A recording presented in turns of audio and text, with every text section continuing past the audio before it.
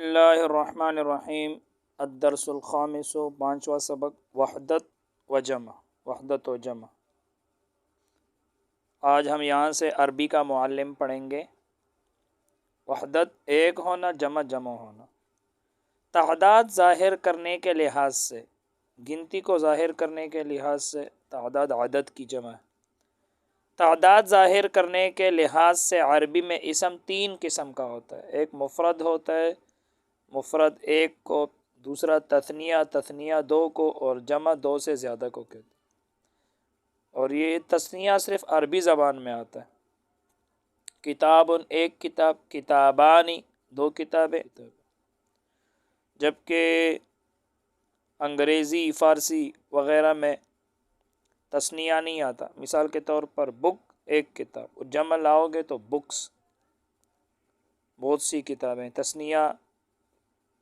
تثنیہ کے لیے کوئی لفظ نہیں ہے۔ تو تعداد ظاہر کرنے کے لحاظ سے عربی میں اسم تین قسم کا ہوتا ہے۔ نمبر ایک واحد یا مفرد، جو ایک پر دلالت کرے، جیسے رجل ایک مرد۔ نمبر دو تثنیہ، جو دو پر دلالت کرے، جیسے رجلانی دو مرد۔ نمبر تین ہے جمع، جو دو سے زیادہ پر دلالت کرے، جیسے رجال دو سے زیادہ مرد۔ تو ایک مرد، دو مرد اور دو سے زیادہ مرد۔ واحد کے آخر میں یاد رکھنا، یہ جو واحد ہے رجل، اسی کے آخر میں اگر آپ الف نون لگاؤ حالت رفع میں، الف نون رجلان، تو اس سے تثنیہ بن جائے گا۔ واحد کے آخر میں الف نون، تو الف سے پہلے یہاں دیکھو ایک زبر دیا ہے کہ اس سے پہلے زبر ہی آئے گا، اور نون مکسور حالت رفع میں، اس کی تفصیل آگے آ جائے گی۔ حالت رفع تثنیہ کا جو رفع ہوتا ہے وہ الف کے ساتھ آتا ہے، تثنیہ کا رفع، تو آگے آ جائے گا، اس کی تفصیل میں بتاؤں گا۔ تو حالت رفع میں جو تثنیہ ہوتا ہے اس کا رفع الف نون کے ساتھ، اور حالت نصبی جری میں، یعنی جب مفعول بن رہا ہو یا اس پر کوئی حرف جر یا مضاف الیہ آ جائے، تو پھر تثنیہ کا جو اعراب جو ہوتا ہے، پھر یا ساکن ہوتی ہے اور اس سے پہلے زبر ہوتے ہیں، جیسے رجلین، کتابین، صالحین، اس طرح ہوتے ہیں۔ جمع دو سے زیادہ پر دلالت کریں، جیسے رجال۔ اچھا، یہ واحد کے آخر میں الف نون حالت رفع میں، یا نون یا ساکن اور ما قبل زبر ہوگا۔ یا نون حالت یا ساکن ما قبل مفتوح، یا ساکن ما قبل مفتوح حالت نصبی جری میں بڑھانے سے تثنیہ ہو جاتا ہے، جیسے مالکن، اس کے آخر میں آپ الف نون بڑھاؤ، مالکانی ایک بادشاہ، مالکانی دو بادشاہ۔ حالت نصبی جری یا ساکن ما قبل مفتوح، دیکھو مالکی، مالکین دو بادشاہ۔ اس طرح ملکتن، اس کے آخر میں الف نون، ملکتانی، اور حالت نصبی جری ملکتین۔ تنبیہ نمبر ایک، صرف نحو کی مروجہ کتابوں میں، یعنی جو رائج کتابیں ہیں، اس میں الف نون اور یا نون نہیں، اس طرح نہیں لکھتے، الف نون اور یا ساکن ما قبل زبر، اس طرح نہیں لکھتے، بلکہ تشریح کے ساتھ اس طرح لکھتے ہیں، الف ما قبل مفتوح، دیکھو الف ما قبل اس سے پہلے زبر ہے مفتوح، اور نون مکسور، الف ما قبل مفتوح اور نون مکسور۔ یہاں دیکھو الف ہے اور اس سے پہلے مفتوح زبر ہے، اور نون خود کیا ہے؟ مکسور، یعنی نون کے نیچے زیر آ رہے۔ یا ما قبل مفتوح اور نون مکسور، یہاں دیکھو نون مکسور ہے اور یا ساکن اور اس سے پہلے مفتوح زبر ہے، یا ما قبل مفتوح اور نون مکسور لگانے سے تثنیہ بنتا ہے۔ ہم نے اختصار کے لیے، یعنی ہم نے بات کو مختصر کرنے کے لیے مذکورہ علامت کا لکھنا مناسب سمجھا، یہ الف نون اور یا نون۔ یہاں دیکھو الف نون لگا لیا اور ادھر یا نون لگا لیا، یا ساکن اور اس سے پہلے زبر ہے۔ تو الف نون اور یا ساکن ما قبل مفتوح کے تلفظ کے لیے عارضی طور پر زبر کے ساتھ حمزہ کی آواز ملا کر آنی اور آئینی کہہ سکتے ہو۔ میں کتابائی، آئی، کتابا، آ، اس طرح آنی اور آئینی کہہ سکتے ہو۔ اس قسم کی علامتیں آئندہ بہت آئیں گی۔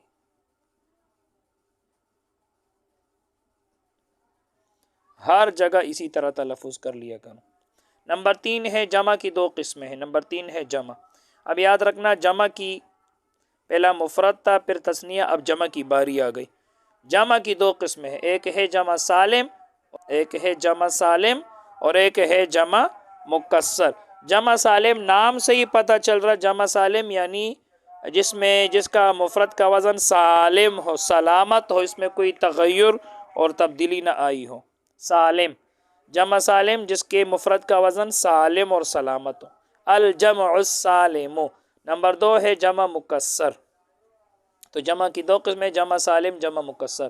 جمع مکسر، مکسر کسر سے، کسر کا معنی توڑنا، یعنی جس کے مفرد کا وزن ٹوٹ چکا ہو، جمع مکسر، الجمع المکسر، توڑی ہوئی جمع، توڑی ہوئی جمع۔ اب جمع جو سالم ہے اس کی بھی پھر 2 قسمیں، یا تو جمع مذکر سالم ہوگا، بس مذکر اور مؤنث ملا، جمع مذکر سالم، جمع مؤنث سالم، تو اس کے نیچے آ رہا ہے۔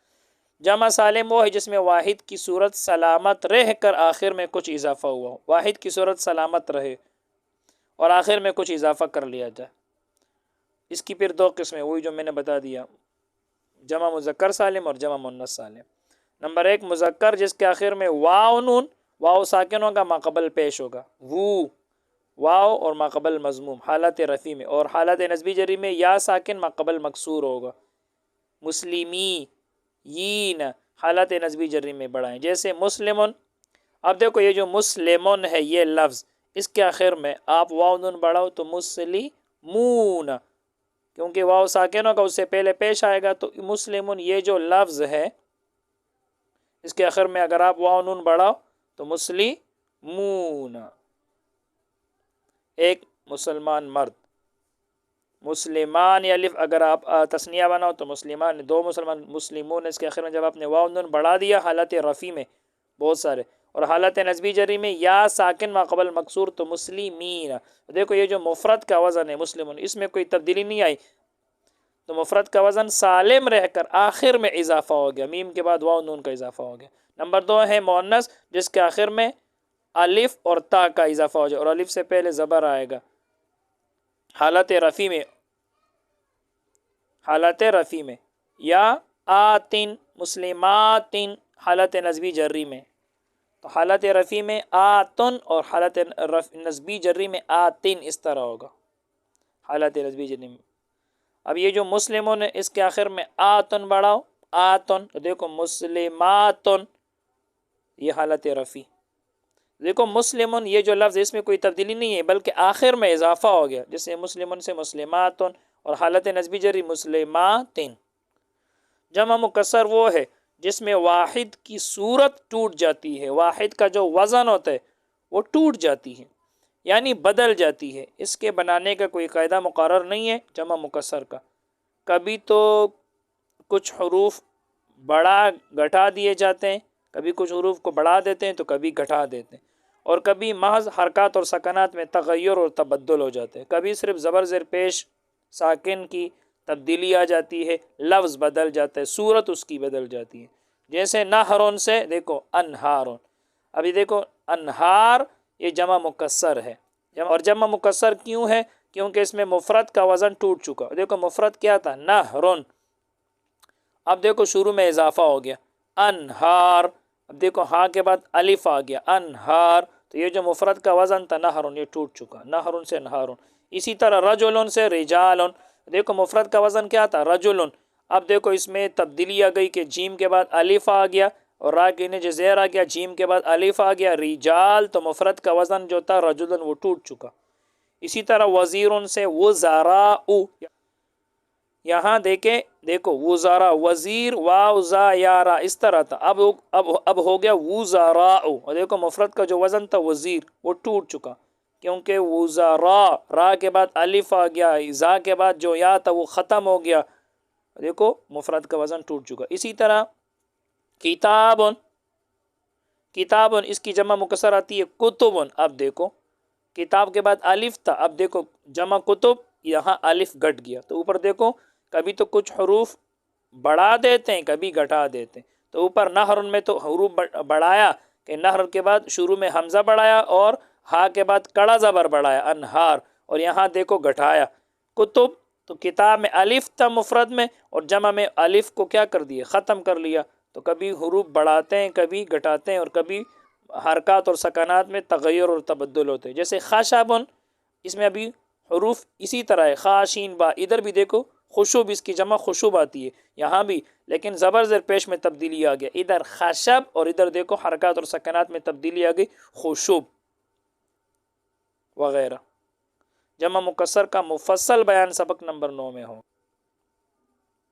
تنبیہ نمبر 2، بعض اسماء مؤنث کی جمع سالم مذکر کی طرح بھی آتی ہے۔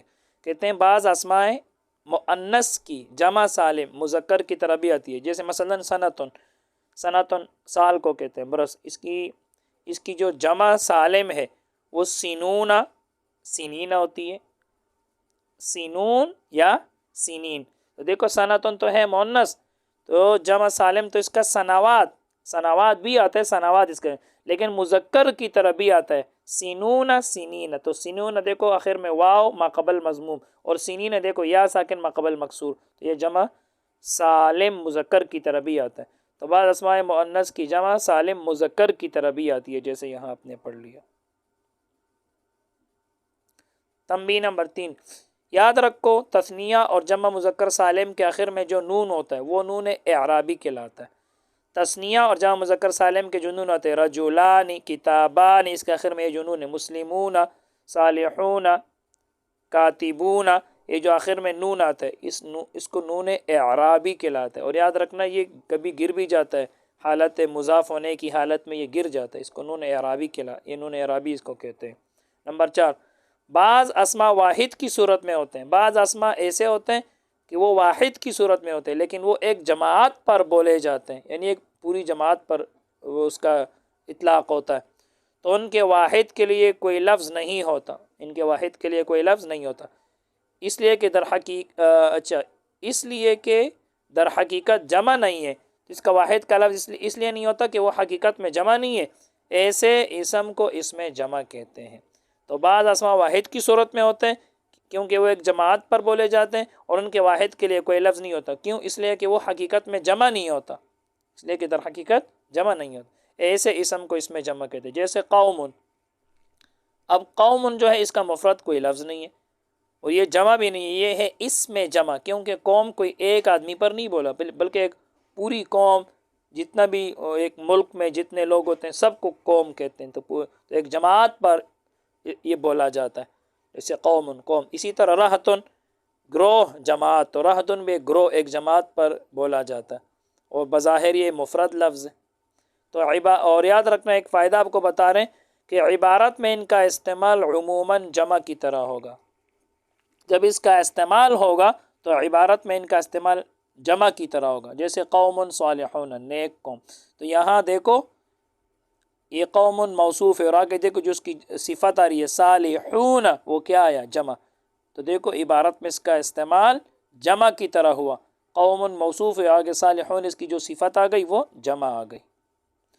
نمبر 5، تیسرے اور چوتھے سبق میں تم پڑھ چکے ہو، اعراب، تعریف، تنکیر، تذکیر، تانیث میں صفت اپنے موصوف کے مطابق ہوتی ہے۔ اب یہ بھی یاد رکھو کہ وحدت، تثنیہ، جمع میں بھی صفت کو اپنے موصوف کے موافق ہونا چاہیے، لہٰذا یاد رکھنا صفت جو ہوتے ہیں یہ اپنے موصوف کے مطابق ہوتے ہیں۔ تو میں نے آپ کو پہلے بھی بتایا تھا کہ صفت اپنے موصوف کے ساتھ اعراب میں، تعریف میں، تنکیر میں، تذکیر میں، تانیث میں، وحدت میں، تثنیہ میں، جمع میں مطابق ہوتا ہے۔ اعراب کس کو کہتے ہیں؟ ضمہ، رفع، ضمہ، نصب، یعنی اگر موصوف مرفوع ہوگا تو صفت بھی مرفوع، موصوف منصوب تو صفت بھی منصوب، موصوف مجرور تو صفت بھی مجرور۔ تعریف کس کو کہتے ہیں؟ تعریف کا معنی ہے معرفہ ہونا، اگر موصوف معرفہ ہوگا تو صفت بھی معرفہ ہوگا۔ تنکیر کا کیا معنی؟ نکرہ ہونا، اگر موصوف نکرہ ہوگا تو صفت بھی نکرہ ہوگا۔ تذکیر کا کیا معنی؟ مذکر ہونا، اگر موصوف مذکر ہوگا تو صفت بھی مذکر ہوگا۔ تانیث کا کیا معنی؟ مؤنث ہونا، تو اگر موصوف مؤنث ہوگا تو صفت بھی مؤنث ہوگا۔ اب وحدت، تثنیہ، جمع، اس میں بھی مطابق ہونا چاہیے، موصوف مفرد واحد تو صفت بھی واحد، موصوف تثنیہ تو صفت بھی تثنیہ، موصوف جمع تو صفت بھی جمع۔ ہاں جمع کے بارے میں آپ کو ایک فائدہ بیان کر رہے، آگے یہاں آپ کو بتا رہے، لیکن دیکھو یہ بتا رہے جمع، لیکن جب موصوف غیر عاقل کی جمع ہو، یاد رکھنا ایک بڑی قیمتی بات آپ کو بتا رہے، لیکن جب موصوف غیر عاقل کی جمع ہوا مذکر و مؤنث تو صفت عموماً واحد مؤنث ہوتی ہے، یہ یاد رکھنا۔ کہ موصوف اگر غیر عاقل کی جمع ہو، یعنی اس کے اندر عقل نہیں ہے، غیر عاقل ہے، تو پھر اس کی جو صفت آتی ہے وہ عموماً واحد مؤنث ہوتی ہے، اگرچہ بعض اوقات جمع بھی آ جاتی ہے، لیکن زیادہ تر موصوف اگر غیر عاقل کی جمع ہو تو اس کی صفت عموماً واحد مؤنث آتی ہے۔ چنانچہ ایام معدودہ، ایام معدودہ، یہاں دیکھے گنے ہوئے دن۔ اب یہاں دیکھو ایام کس کی جمع ہے؟ یومن کی، یہ موصوف، اور آگے معدودہ اس کی صفت، تو ایام یومن کی جمع ہے، لیکن یہ جمع غیر عاقل ہے کیونکہ اس کے اندر عقل تو نہیں ہے، تو آگے دیکھو اس کی جو صفت آ گئی معدودہ، وہ واحد مؤنث آ گئی، معدودات نہیں آیا بلکہ معدودہ آیا، گنے ہوئے دن، اور کبھی ایام معدودات بھی آ جاتا ہے۔ بس آج کے لیے اتنا ہی، اللہ تعالی ہم سب کو علم نافع عطا فرمائے۔ السلام علیکم۔